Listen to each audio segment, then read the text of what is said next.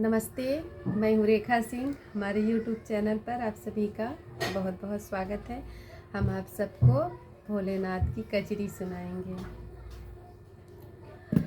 बाबा धाम चलबै मन में हर साई के, कांवरी बनाई के ना। बाबा धाम चलबै मन में हर साई के, कांवरी बनाई के ना। लागे मास जब सवनवा करबै शिव का दर्शनवा, लागे मास जब सवनवा करबै शिव का दर्शनवा। प्रयागराज बीच डुबकी लगाई के, कांवरी बनाई के ना। बाबा धाम चलबै मन में हर साई के, कांवरी बनाई के ना। मन में लागी बालगन चल के करबै दर्शन, मन में लागी बालगन चल के करबै दर्शन। हम स्वार्थ होबै गंगा नहाई के, कांवरी बनाई के ना। मन स्वार्थ होए गंगा जल चढ़ाई के, कांवरी बनाई के ना।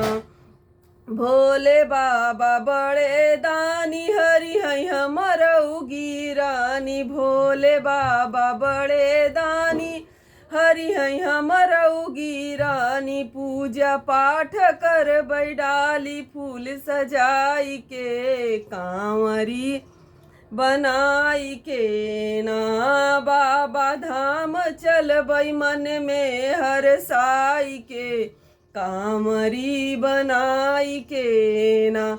देखबै घूमी के शहर मंदिर नौलखा सुघर, बन खासा संग मर मर लगाई के, कांवरी बनाई के ना। बना खासा संग मर मर लगाई के, कांवरी बनाई के ना।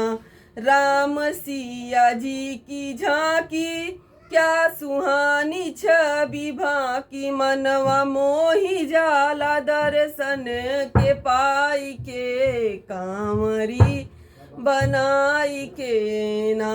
बाबा धाम चलबै मन में हर साई के, कांवरी बनाई के ना। काशी विंध्याचल में आई दर्शन करबै हर साई, काशी विंध्याचल में आई दर्शन करबै हर साई। रेखा सिंह गाँव में कजरी सजाई के, कांवरी बनाई के ना। बाबा धाम चलबै मन में हर साई के, कांवरी बनाई के ना।